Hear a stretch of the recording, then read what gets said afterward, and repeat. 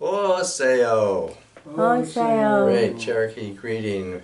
Wave the great feather for the good of it. Hey, hey, like that. Today, we're going to go to India. That is the celebration that's going on in India. It's also celebrated wherever people from India are, I would say.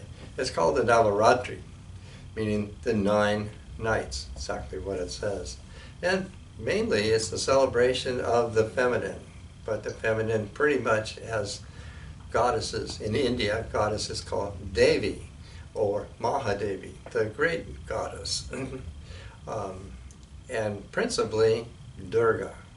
Durga is the unapproachable or unassailable or definitely can't be conscripted to any male god. So she's pretty strong, pretty fierce, and so forth. There's also, divisions, within this in the common sense. Maya, if I hear Maya as the illusion. Maya is the great mother, creator, and pervader of the empirical world or the empirical reality. And Yoga Maya, or Durga, is a special environment. She creates a special environment that allows her innermost son, daughter, devotee to see through the empirical and relish an intimacy with her. Oh, like that. So first thing, we're going to look over here at this piece.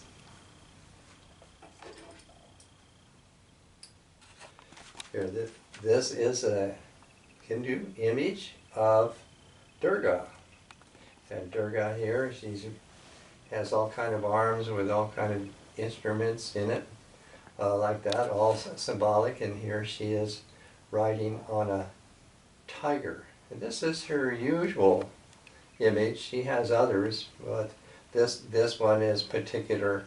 As you can see, it's very well adorned. Now I want to show you something that is, very necessary to understand how that this came about by going all the way over here and looking at this piece here. This I have replicated. And what I've replicated it from, there was an earlier civilization called Indus Valley, named for the river that runs through that area. That area is now in Pakistan. About 100 years ago or something, the British were building a railway, and they ran into these ruins because they were using material for their railroad bed, and they realized that they were finding an ancient buried city, and that's how it got discovered, so not long ago. So anyway, that's how it's referred to, the Indus Valley civilization of something like 7,000, 5,000 years ago. Among the things that archaeologists have found were these stone seals, little stone seals, I don't know, a few inches high or square, that had been intricately carved. And this one in particular that's relevant to what I'm presenting today, this is one, I think it was three of them. First I'll say, see this here, this is a tree. This is called a neem tree. A neem tree is very medicinal. The bark is used for tonic, and the leaves make oil, something like tea tree oil is the way I think of it. So that figured importantly in the ancient world, and maybe it still does. In the first seal, this tree has a woman sitting in it. And she looks much like, a tree elf or something like that. And then at the next seal, she's sitting there and her long arm is beckoning out, and there is a tiger approaching, very nicely carved like that. So she seems to be actually beckoning to the animal, the tiger, like that. And then in this seal, you can see she has merged with the tiger. She's transformed or something like that. And curiously, suddenly on her head appears these buffalo horns. And here what she's holding, this is her braid. This single braid also is something that is very consistent with the Devis and followers of the Devi, is to have this long braid. So you can see that. In the thoughts of whether Hinduism has derived at all from this earlier culture, where no one knows what became of the people there, well, this tiger and the woman over here riding a tiger would seem to have evolved into that. So I've been very interested with the transformation of woman into an animal, or her animal in particular. And I've done a lot of drawings and so forth of that subject. If you can go up here, this is my drawing, I like it a lot, of the woman, you know, and she's, you know, partly of this tiger, this feline, like that. So I've done a lot of drawings where I do see that the animal comes through the woman's body. You can shoot over here for a minute, and I have another one up here. You can just call it Jaguar Woman, so that you can see that. Now, back over here to this piece here, the 9 nights. It's meaning that each day or each night, she is appearing in a different name, a different form, perhaps riding a different animal, manifestations of Durga, basically. So you can see all the different ones, and this one she seems to be riding a donkey. But anyway, they're all known, and that they are particularly celebrated, you know, in their appropriate time. So that would give you the pictorial representation of what the 9 nights are. And here in front of her is this doll.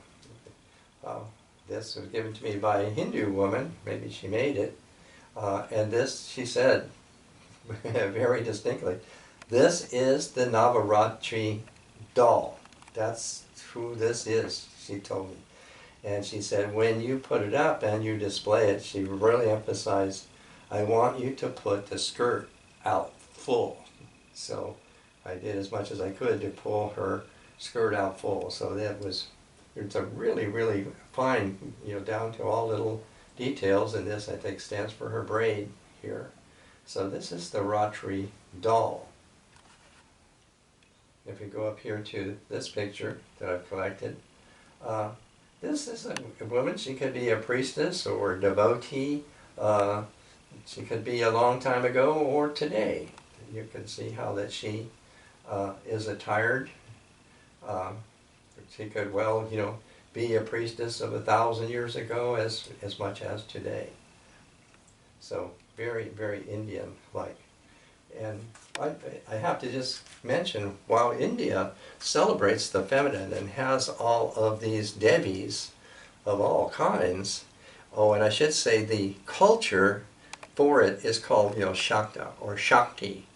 And men and women all subscribe to the philosophy and the perspective of her, of the Shaktis, like that.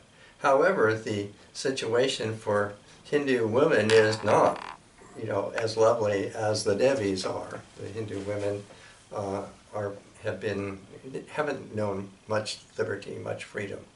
And I'll just, you know, leave it at that, having mentioned a real life condition there.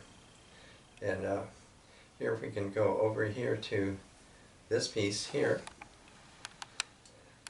And during this time of this celebration, I should say that this is a special pot. You know, it can be made of metal, it can be made of clay, or what. And this one has, you know, applique on it. That's dots and triangles, and there was all these symbols, you know.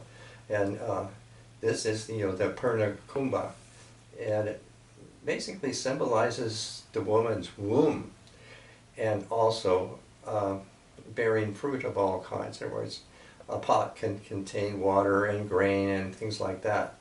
And in this one, this is also appropriate to this time, is this brass head, Gauri. And Gauri, she represents, sex and nature and fertile fields and things like that. So these are a real piece here from India, like that. And then there's another similar thing up here. This may be hoisted up on a pole, or maybe you put them on rooftops and things. This is a brass pot.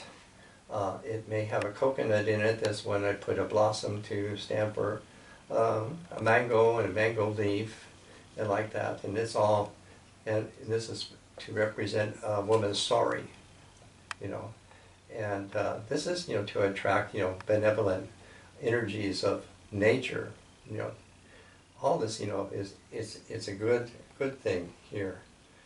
And when you come down here, this is a tiger, putting tigers in here. And in front of the tiger, I have this little puja, pot. It has water in it. Various sizes and various designs on them. Anyway, puja means like worship or devotion. So this coin, a person would pour over their idol, their little murti is what they call, a little figure of whoever it is.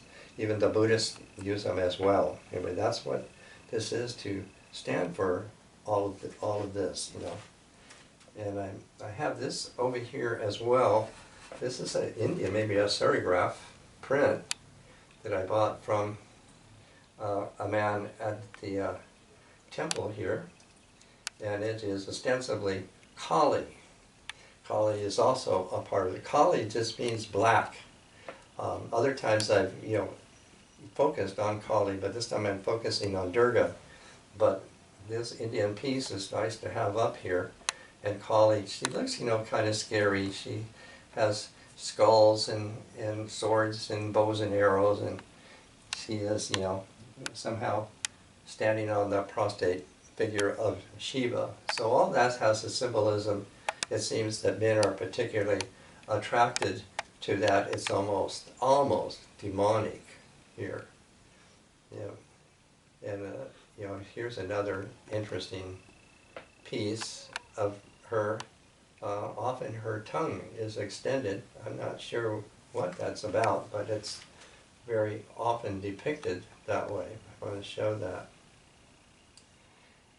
And now here, I have been giving these talks of Native America, and particularly the buffalo.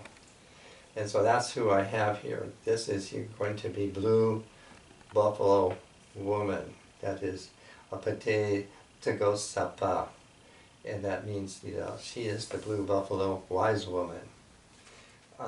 India is, I would say, saturated with divinity. And temples and sites and everything throughout that country. The only places that have been kind of erased out of that are places where the Arabs entered in and took control of it, like maybe Pakistan. But otherwise, the country has been very, very fertile, especially in the feminine. So you can see images and sites and so forth throughout India. How about Native America? That's what I wondered about. Native America, I can't say saturated with divinity, but I can certainly say is the home of spirits. And what could I come up with that would be in some way, if not analogous, at least a reminder of something in India? So this Blue Buffalo Woman and a White Buffalo Woman are both, in these cases, definitely a woman who has merged with an animal, one way or another. She's come out of the animal or she's gone back into the animal. One way or another, she is a woman and animal at the same time. So I particularly chose this one to depict that. Otherwise, throughout Turtle Island, there are not the kind of images that you find in India.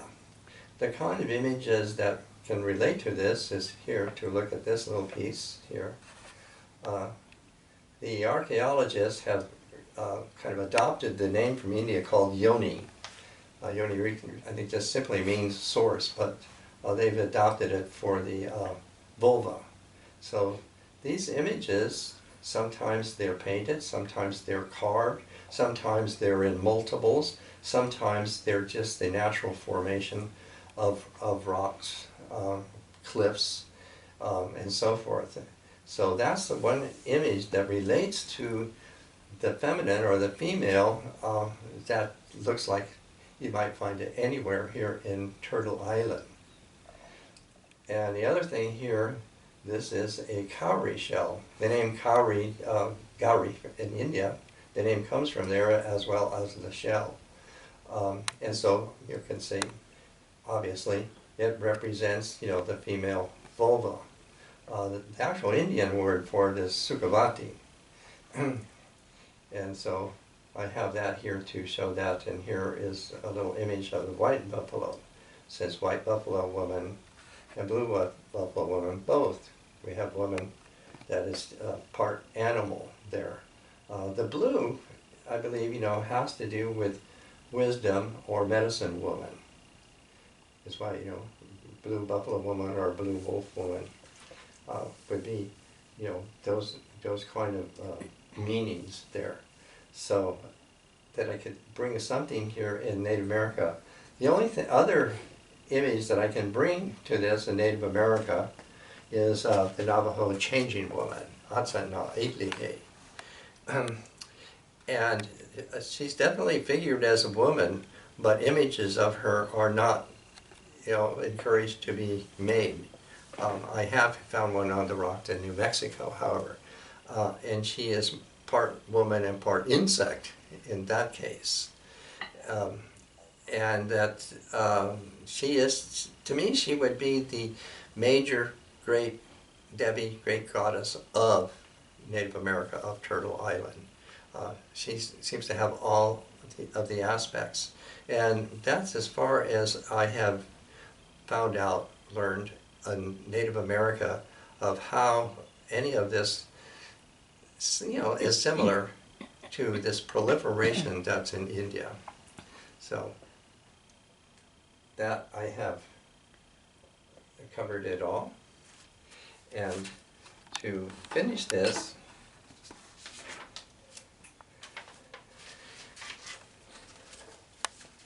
yesterday we of the Celtic Ensemble had a debut at the Twigs Tea and Coffee House, where we have been playing weekly for 20 years or more.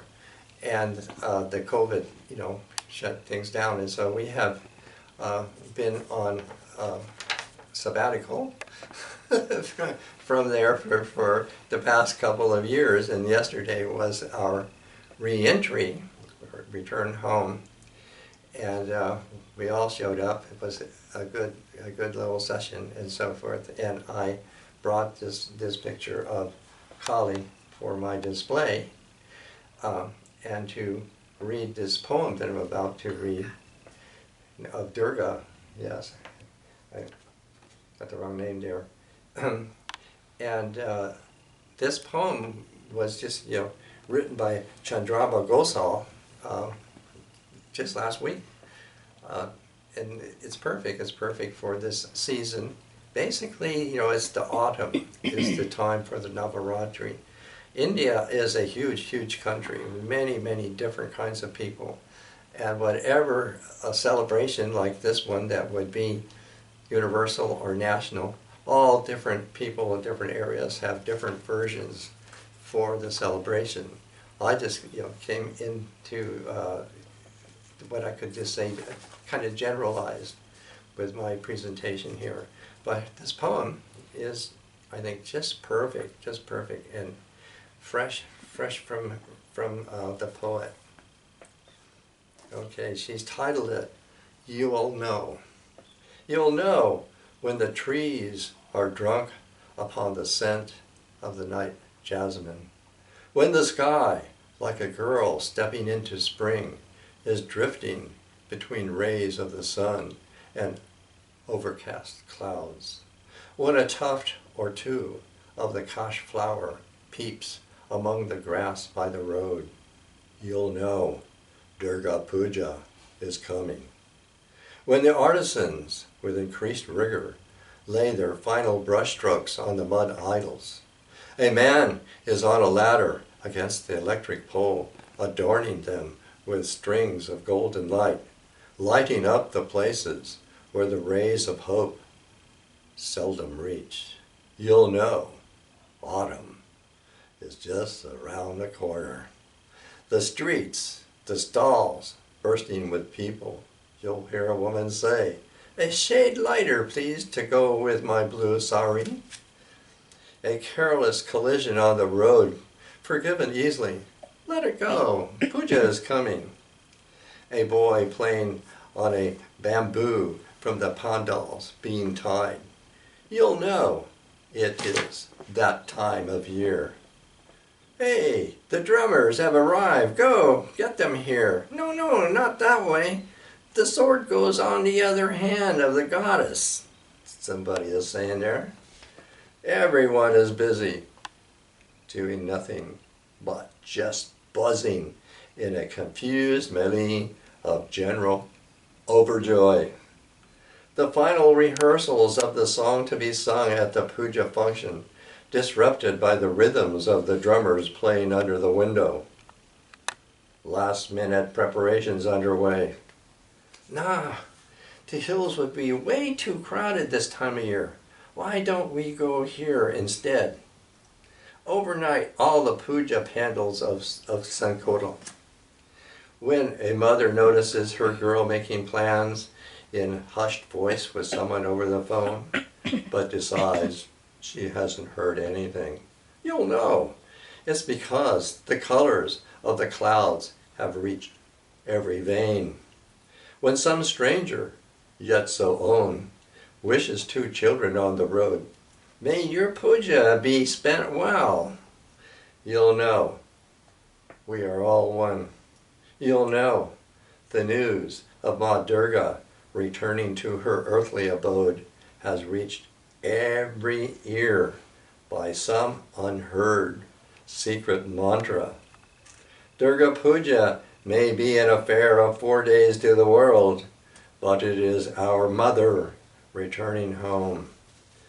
The wait is perpetual, eternal. Ya Devi Sarva Bhuteshu Matri Rupena Samstita Namastasyai Namastasyai Namastasyai Namo Namaha.